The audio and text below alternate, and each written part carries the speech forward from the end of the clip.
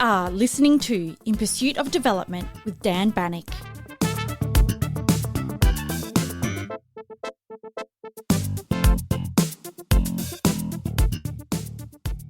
At a time when democracy is being questioned in many parts of the world, there's something quietly remarkable about Malawi. This small and landlocked country continues to hold free, competitive, and credible elections. Its democracy has not only survived the turbulence of political transitions, it has often deepened in the face of adversity. In September 2025, Malawians once again went to the polls. When the results were announced, 85-year-old former President Peter Mutharika was declared the winner, defeating incumbent Lazarus Chakwera by a wide margin, 57% to 33%. Dr. Chakwera, who had governed since 2020, conceded defeat even before the final results were released, calling on citizens to respect the constitution and ensure a peaceful transfer of power.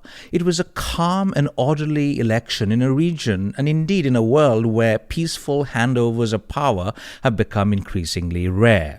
This was also the fourth contest between the same two men, a rivalry stretching over a decade of political life. Dr. Mutharika, a former law professor, had himself been unseated in 2020 after Malawi's constitutional court annulled the previous election, a bold act of judicial independence that many saw as a beacon for democracy on the African continent. Now, 5 years later, he has returned to office through the ballot box. All of this is happening in a country where nearly 3/4 of the population live below the poverty line, where inflation has hovered above 30%, and where millions struggle to afford food, fuel, and medicine.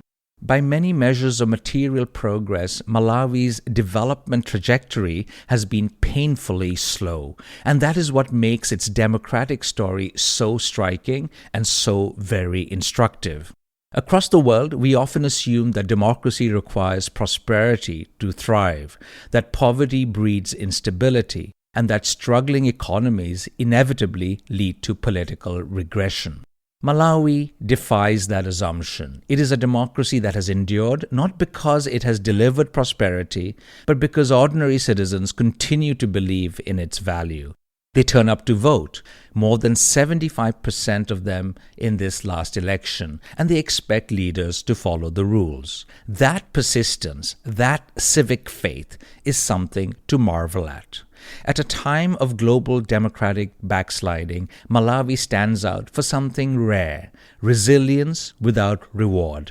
Its democracy survives not because it is easy, but because Malawians have insisted that it must. That is the focus of today's conversation. My guest is Happy Kayuni. He's a professor of political science and executive dean at the University of Malawi. In our discussion, Happy and I explore what this election really reveals about the paradox of Malawi's democracy, how it endures amid hardship, what it teaches us about the relationship between poverty and politics, and why this quiet success story deserves more of the world's attention. If you enjoyed this episode, I'd love to hear your thoughts. Please take a moment to share your feedback. And if you haven't already, follow or subscribe to In Pursuit of Development wherever you listen. And if this conversation resonated with you, please share it with someone who might value it too. That's how we continue building a thoughtful global community.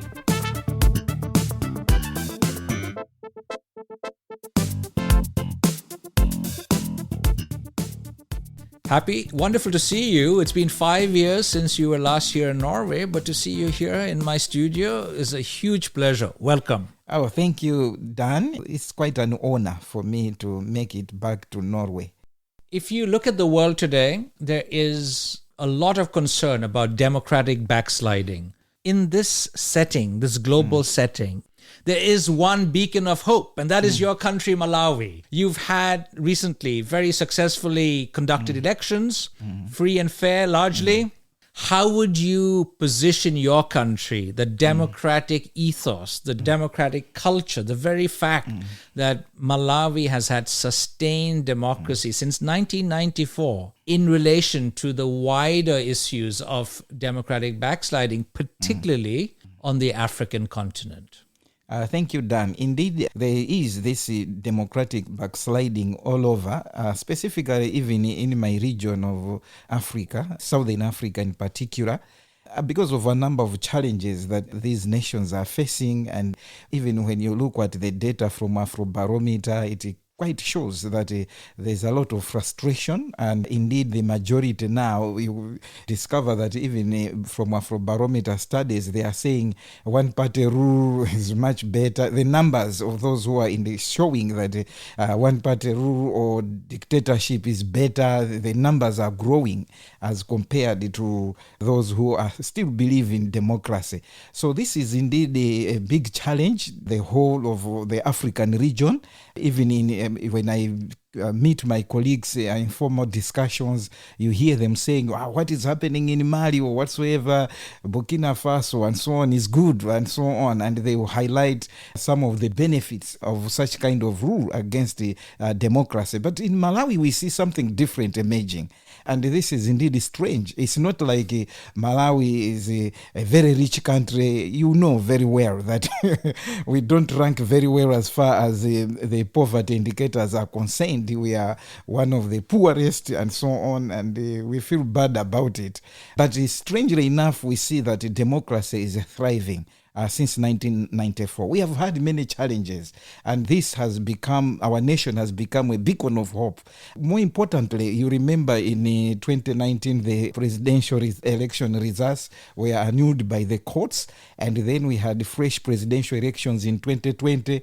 The whole transition, many people didn't expect it to be successful, that there would be a lot of chaos, but we see that the sanity prevailed. The government in power then, the citizens actually followed the rules of the game, and at the end of the day, we had successful elections. And then we had these recent elections on the 16th September. Quite a big milestone for our nation of Malawi. So I think I agree with you that Malawi is a little bit different when you compare with other countries within the region and even across Africa as far as democracy is concerned.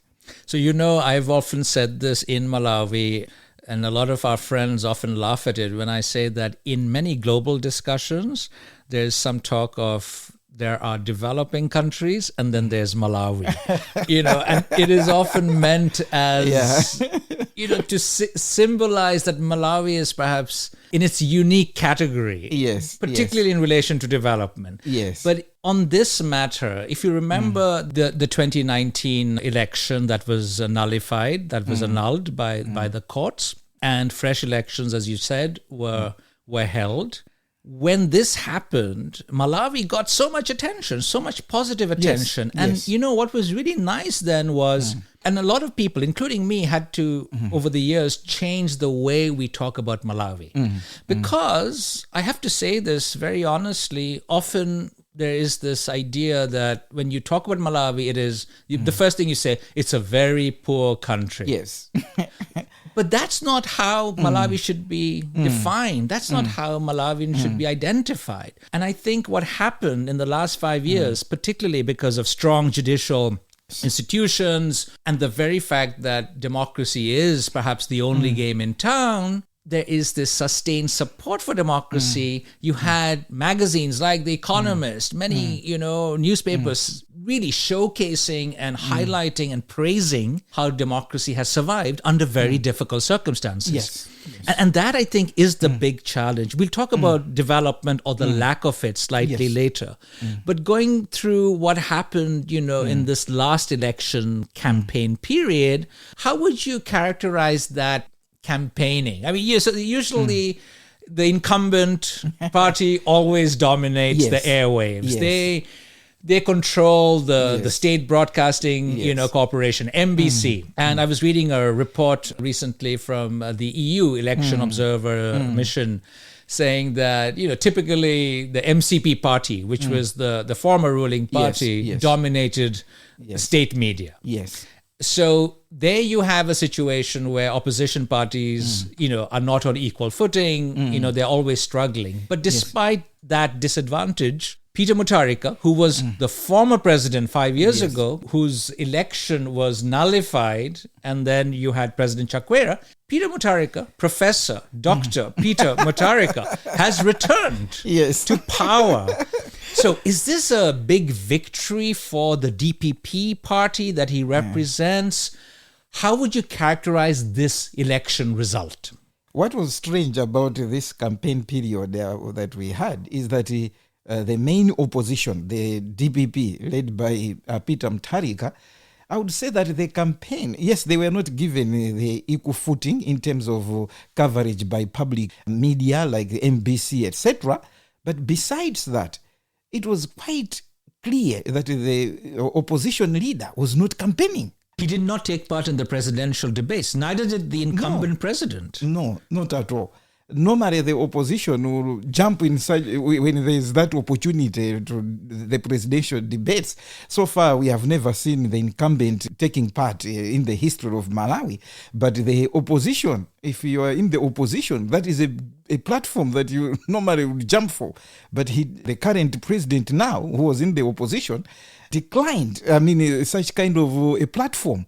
And he was not even traveling across the country to campaign. He did, of course, hold campaign meetings, but they were limited, few in number, as compared to, obviously, the then ruling party. I think the ruling party, somebody calculated, said that I think the president alone held more than 470 plus campaign meetings. But when you compare with Peter Mutharika, I doubt if they even reached 15 major campaign. So you're now unearthing a new puzzle. You can win without campaigning. Yes, which is very, very strange. In the history of Malawi, we have never seen an opposition party campaigning like that, especially the leadership. And before the campaign period, there was a lot of tension, and many stakeholders mentioned that most likely we are going to witness some violence during the official campaign period. There was that likelihood. But strangely enough, when the official campaign period was announced, there were almost no incidents of violence. So there was respect for one another, and indeed there were a few exchanges of words, which is normal for any type of campaign, but it was peaceful, and which was a surprise to those who expected some kind of violence, because before the campaign there was a lot of tension. But we witnessed a peaceful campaign period, and also the polls, credible polls. There are so many polls that there are some which, the doba-doba, what we call doba-doba type of polls. So I'm not referring to those. But the credible polls like Afrobarometer, IPO, all of them showed that the opposition was leading and was likely going to win. And obviously the party in government, then the MCP, ridiculed all those results and so on, and said, no, that's impossible. We are going to win, and so on and so forth. So most of us as experts in governance, we were aware that likely the party in government was not going to make it. So we were not surprised. But what surprised us most was the fact that the DPP got a 50 plus 1. We have now a law which says that if nobody gets a 50 plus 1, then there will be a rerun. But in this case, we were highly expecting a rerun, because even all the polls showed that although the DPP was leading, but not necessarily that they will get a 50 plus 1. So it was a big surprise, but there were many factors which maybe contributed to that. Even the week we were conducting the polls, what happened is that there was no fuel, literally. And so there was that frustration across the nation, People were frustrated with the government performance. So I think it reinforced, put the opposition in a better position. So ultimately we see that the DPP managed to get a 50 plus 1, which was a surprise to many people, although we were aware that they were leading and likely were going to be far ahead of the party in government at that time. The results showed that the winner, Professor Mutharika, received was slightly over 56%. Yes. So in that sense, it was good that there wasn't a round 2, because that would be, again, more expensive. It costs money. And one of the things I noticed on social media, and it has to be said, Happy, not everybody in Malawi is active on social media. I was told around 18% of the population is active. So social media is obviously not the main channel to sort of put forward your views. Maybe radio is more important, but also, as you said, campaign rallies. But one of the frustrations I registered from Malawians who were active on social media was the number of days it took for the Electoral Commission to announce the winner. Oh, yeah. Apparently, it used its full constitutionally mandated 8 days or something like that. Yes. And so a lot of people were saying, why does it take so long to count? And, don't we have technology? What's happening? So I could, sense this anticipation, this fear that something bad may happen. But it's so nice to hear that nothing bad happened. And perhaps, as you just said, because the polls were consistently showing that the opposition would win, it maybe made it easier for the ruling party to swallow this bitter pill and acknowledge defeat. Yes. And have a peaceful transfer of power. Yeah, I think also there was a lot of transparency in terms of what was happening. So I would say that, yes, it took time before MEC announced the results, official results. But we should also take into consideration that Zodiac, Times, they were also featuring through the TV and the radio the unofficial results. And so they were coming across and all over. So although the MEC had not yet announced the results, but the official results, but it was apparent that the winner was going to be DPP. So throughout the process, psychologically, people were prepared that this is the direction we are taking. Right. But what they were hoping would not happen is some indication of this infamous Tipex correction fluid being used for tallying the final results. And Tipex is very important in this connection because in 2019, that was what led to the courts annulling the elections, that correction fluid was used. But if we can briefly go back to that 2019 election, Happy, that was a situation when you did not have this two-round system of election. It was just simply first past the post, right? And the current president, of course, won. He had won, according to that election, a second term. But then there were these allegations of irregularities, and then the court stepped in. But in hindsight, Happy, I've heard the argument that perhaps that poll, as many so-called Western observers observed, was actually pretty okay. It was a credible poll. What are your thoughts on that? Was it really a controversial poll? Was it really rigged? Or was it just maybe the courts intervened and exaggerated the problem? Dan, that is a very difficult question for me to respond. What I know is that there were so many problems in terms of management of the electoral process. The opposition then capitalized on that. But when you look at the actual results, whether indeed they were manipulated, I think that is an area which is very difficult to say yes and no. But the management of the whole poll was problematic. That is what Chakwera, the Tonse Alliance team, capitalized on. And the courts also actually focused much on that as well to determine the outcome, the verdict. And probably that is the reason also concerning these elections. MEC was trying as much as possible to be meticulous. So we had that legacy of 2019 and they didn't want us to go back to us. And that's why they used the full 8 days to make sure. And I think that is an important point, that you don't want there to be any procedural problems. And I read the court judgment, and the main point there was, any indication that there has been some wrongdoing erodes trust in the process, and therefore you had to start again. But going back to what happened now, we have a situation which has resulted in a peaceful transfer of power. The incumbent actually admitted defeat, congratulated the winner.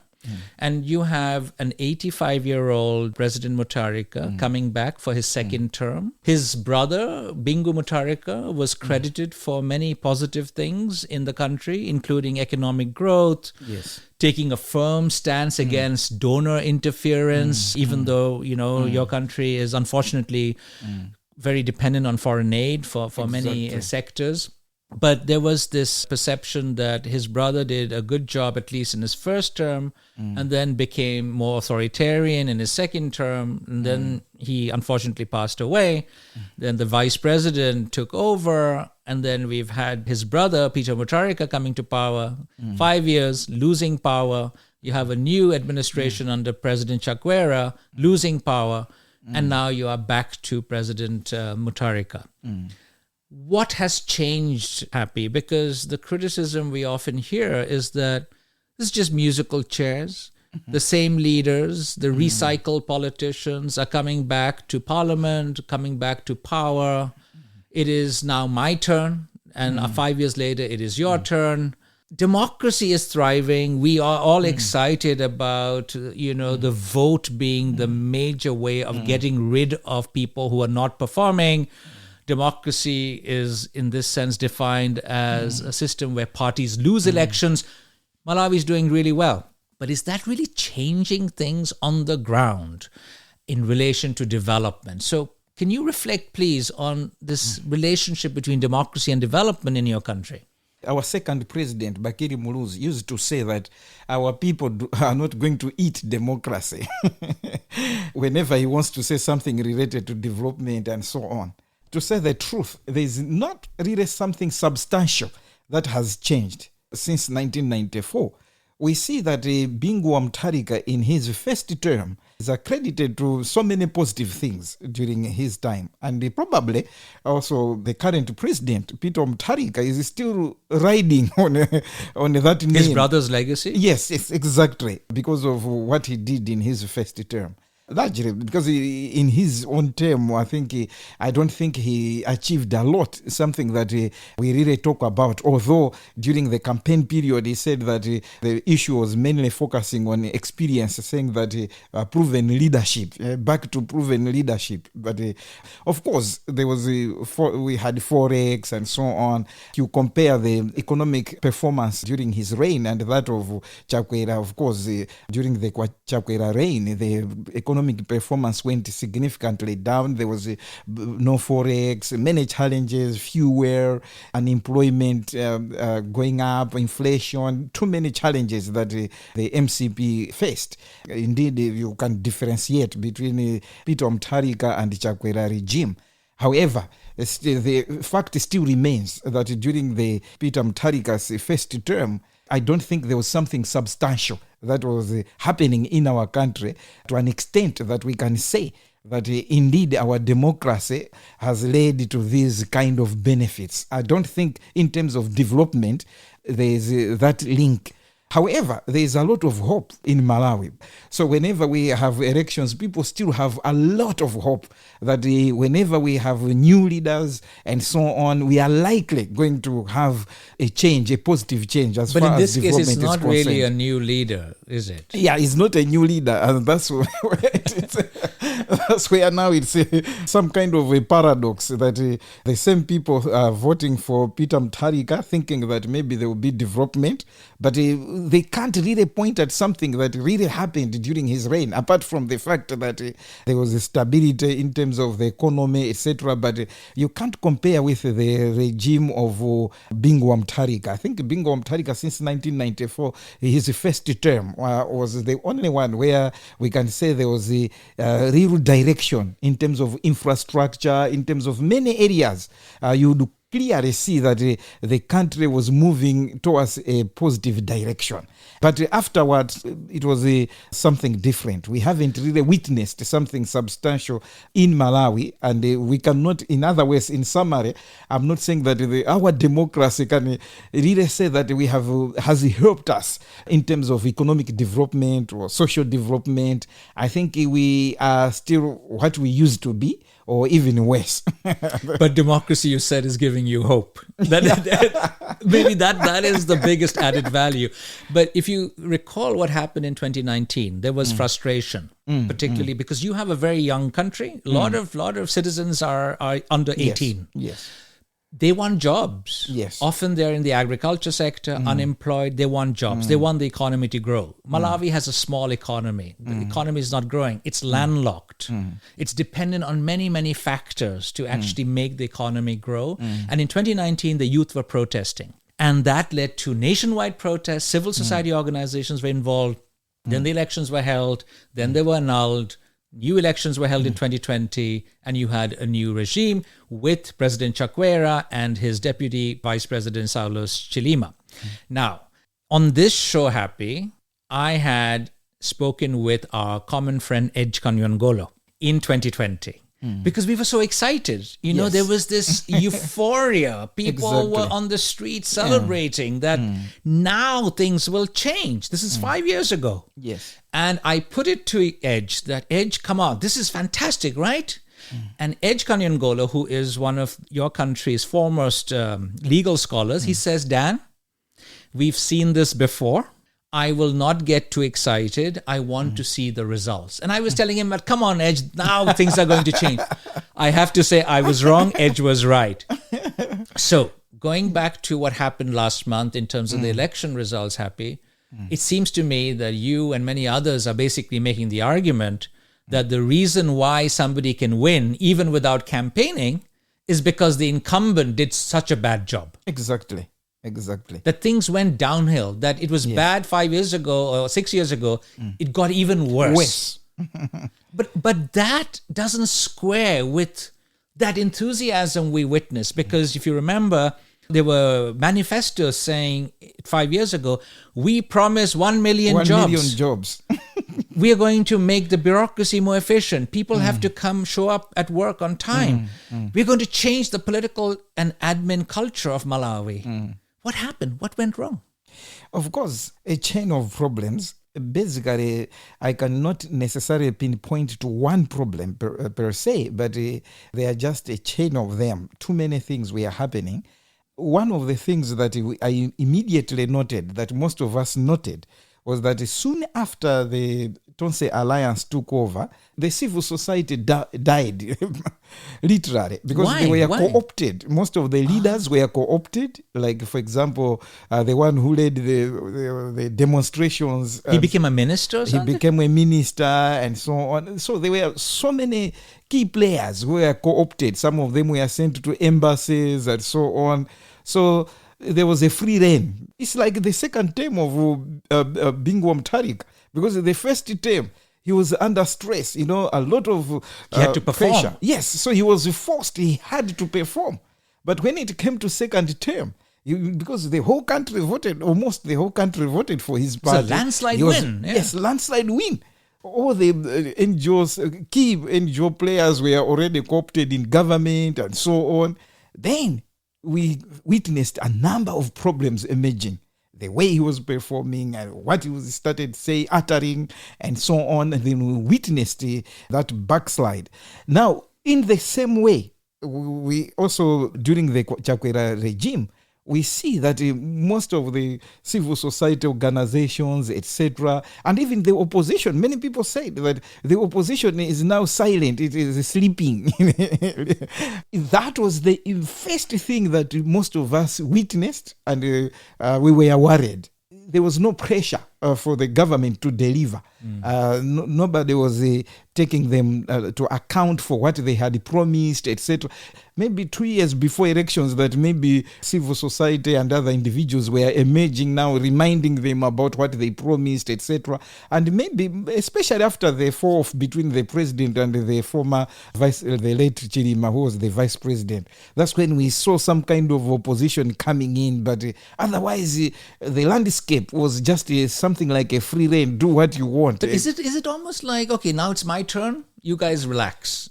5 years later, it'll be your turn again. It's this constant changing. Yeah, so something like that, which is quite unfortunate. And I am afraid with this landslide victory also witnessed in these elections, the DPP should not relax. I think they should work as hard. But what is important is that they were booted out of power 5 years ago. And what has happened is that recently, for example, there were thugs who were beating up the director general of MBC and so on because of he was against the current president during the campaign period, etc. What the current government has done, or the DPP, what it has done, is to make sure not to associate itself with such kind of thugs. Immediately, they will release a press statement and so on, saying that no, we don't support this and so on. And there is this statement, which I like, which is coming out constantly to say that these are the things that made us be kicked out of power 5 years ago. This is a good thing. Yes. They've learned from, at Yes. least so far, they So seem to have far. learned from their mistakes. Yeah, so I think it has sent a very strong message to both the opposition that if you don't perform, you not make it, the current opposition. But this is also a positive thing about Malawian political culture. There Yes. is a strengthening of institutions. People are learning from their mistakes. But again, I'm very hesitant to say, wow, things are going to improve, lest Edge Kanyongolo, who won 5 years ago, we should wait. Don't make too hasty conclusions. But I have to say there was one of the many positives, or one of the few positives, depending on how you see it, in the last administration was that our friend Blessings Chinsinga, who is a first-rate professor, a political science professor, was appointed Minister of Local Government. I thought, Yes. Yes. wow, we have, experts, we have somebody with deep knowledge of Yes. what is needed in terms of reforms being made minister. But sadly, that term did not, last very long, and he was removed, or the president removed him. I don't know for what reason, but were you hopeful that when you have people, maybe you'll be asked to be minister in this new administration, who knows? But it is wonderful that there was at least an attempt to bring somebody from academia into Yes. policymaking. Yes, that was an unfortunate incident. Apart from the fact, You mean that he left, that he was, yes, but not that he was appointed, was unfortunate. it was fortunate for the Chakwera regime that they had such kind of a person with a vast experience in the, for example, local government. He was appointed Minister of Local Government and the National Unity. So he had done a number of studies, consultancies in that area, and is also somebody who was well exposed to what is happening in the region. He had a lot of experience in terms of policy and, of course, in politics as So well. he added some gravitas to the administration. Exactly. Okay. And the moment he was appointed, immediately you saw a lot of, what can I say, vibe in his ministry. So he introduced a number of innovations, and I've forgotten exactly what he was calling those innovations, but he went around the country to cities, and they would ask each city to come up with its own plans, etc., and have some kind of a launch so that they own the direction of what they want, they should take, and so on. So it was something very good. And there was kind of a shake-up and hope in our local administration. But maybe it shook too many people up. It was creating... I heard a rumor that one of the reasons why he was removed from his position was that he was becoming too popular, that he could have been the next leader of the MCP. There are others who were vying for that position. Yeah, I'm told from other sources as well that within the party, there were those who were looking forward to take over the leadership, and they looked at him as a major threat. So that's why they had to find a way of eliminating him. So possibly they said something bad to the president about him, possibly. I don't know. But the issue is that the fact still remains that he was a threat indeed, because he was doing very well. So he was indeed a threat to others who were vying for the same position. Maybe we academics are not good at becoming ministers, because I heard also the criticism that if you're a professor, you should not be minister because you just don't know how to operate in that political world. That it's not just about doing a good job, it's also about maintaining political relationships, massaging egos and And one of the many things I've learned in Malawi is you have to always, before you present anything, you have to acknowledge everyone in the room. You pay your respects, and all protocols have to be observed. And maybe we academics are sometimes too impatient. We want to just get on with it and not observe all these protocols, which means that we get booted out of office. Yes. I want to end our conversation, Happy, thinking about the future. Now, one of the things you've heard me say, and I've given several talks in Malawi, at least online from Norway, is on aid, that there is a threat to aid. As you know, many organizations are cutting back. USAID has been dismantled, and Malawi is still, unfortunately, very reliant on foreign aid. We have a situation where there's less money coming in terms of aid. The economy is small. It needs to grow, which also means that domestic taxation is limited. Yes. You have a situation in parliament where the ruling party, DPP, has around 80 seats. The next big chunk is from independents. It's not even the opposition party. And I know there's a lot of, attempts at getting the independents over to cross the floor and join the ruling party. How do you see governance in the next 6 months, the year ahead? You have an 85-year-old president who has a very competent vice president, Dr. Jane Ansah, who I remember meeting 20 years ago when she was Attorney General. She's the vice president now. You have a new team coming in, but they are also inheriting an economy in trouble. There's a lot of problems. And to compound all of this, there's not much in terms of aid. So I want to end on an optimistic note. Do you see a way in which this new administration can navigate these challenges and achieve development? So our president has highlighted some of the key areas which he wants to focus on. And of course, one of it is to make sure that our economy is revived. And within that, I think they want to encourage investors to come to Malawi and so on. I should be honest that we shouldn't expect immediate results. Assuming we are doing well, of course, he has also talked about new engagement with IMF and so on. But some of us do not have a lot of hope with the conditions attached, especially engagement with IMF, especially vis-a-vis the promises that the government has made to the people and the expectations of the people themselves. So it is a tricky situation. But we have seen, for example, they have said now there is a freeze on promotions and employment in the public sector, etc. Those are indicators moving towards some of the conditionalities that the IMF imposes, as well as trying to bring sanity to the economy. And combating corruption. And obviously, yes, combating corruption. But of course, corruption is now just a buzzword, as you know. Every government or every politician will talk about fighting against corruption. If they don't mention that, then they will be seen as if they are not politically correct.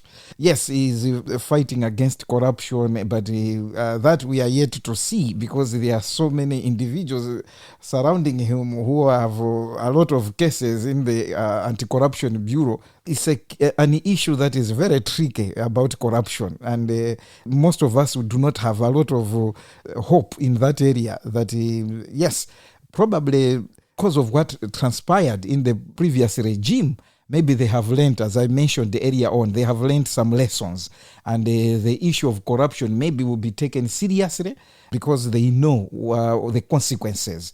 The next 5 years, maybe they will not make it. But they need to actually get investments. You need to have, but we need electricity. Yes. You need to have some sort of energy to get people there, to make Malawi attractive in terms of a destination. One has to solve the fuel shortage. You know, being landlocked doesn't help. You and I have written about the Zambezi, the Shire Zambezi waterway project. Somehow, this was Bingu's idea. Right? To actually get access to the port, at least in Mozambique. You know, there's so many challenges with energy, electricity, foreign exchange, getting medicine. And with aid being cut, I'm just worried that, you know, and you're right, one has to tell Malawians to be patient. But if you are struggling, if you're living in abject poverty, it's very difficult to have that patience. You want, you know, something soon. I need to see the results, Yeah, so taking into consideration that we will not have the donor community is not really coming in, I should be honest with you, the results, in order to bring sanity to the economy, etc., we are not talking about quick results. It's something that will take time. I think it's the message that most Malawians are not getting now. Because even when the Chakwera was talking about give me more time, etc., and people were just angry. They didn't even want to hear such kind of words. And assuming the current president is also saying the same, my fear is that people say, we have heard about this same story. Yeah. So the expectations are very, very high. And that's where now democracy and development is coming into conflict now. Because there's a lot of expectation. Because people were voting for this, for the DPP with an expectation that things would change almost immediately. And that is where Bakili Muluzi comes in. I had the pleasure of meeting him 2 decades ago. And he's right. I mean, people, they wonder, I can't eat democracy. Yes. So we started the conversation optimism. Malawi is a beacon of hope in terms of the democratic consolidation, political culture, peaceful transfer of power, regular elections being held, democracy being the only game in town. There's a lot of support for democracy, even though satisfaction with what democracy has brought is a lot less. Yes. Are you still somewhat hopeful that this change will lead to some form of development, or are we just going to see another 5 years of more of the same promises, and then we'll have the former president coming back to power? The challenges are too many. Let me take the side of being optimistic. Why? Because the current government was in power 5 years ago. They have come back. They have this new mandate. In my view, they have learned a lot of lessons. And so the way they behave, the statements they're uttering, is a clear reflection of what has happened. So they have seen what happened with the MCP. And so my view is that they are extra cautious. That's my view.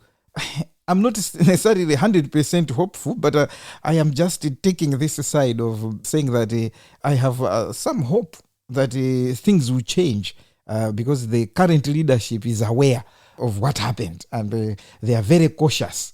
They just want to also not to, the next 5 years, they don't want to be like what has happened to the MCP. Well, without hope, we are nothing. So we really do need to be hopeful. In fact, I've been making the case of the politics of hope. I mean, we really, there's a lot of challenges around the world, lots of crises, a lot of problems also in Malawi, but there are also lots of positives. And we should be aware of some of the successes in development, life expectancy, reduction of HIV/AIDS prevalence rates, child mortality being, reduced. So there are some positives. We should not throw the baby out with the bathwater. There's a lot of things that Malawi has done well. I just hope you are right that the current administration has learned from its mistakes and that all the positive things that they're saying now will continue. So on that note, Happy, thank you very much for coming on my show today. Thank you so much for inviting me. It was an honor.